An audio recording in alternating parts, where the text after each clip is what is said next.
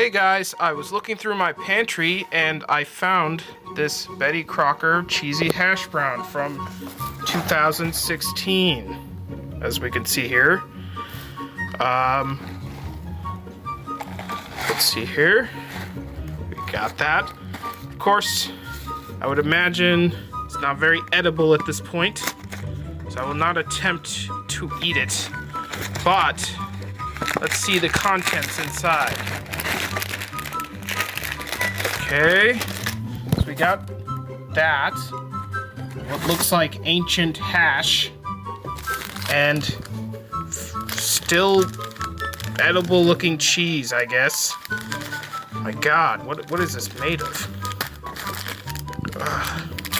Well, anyway, that is the contents, and yes, for my own sake, I will not be consuming this.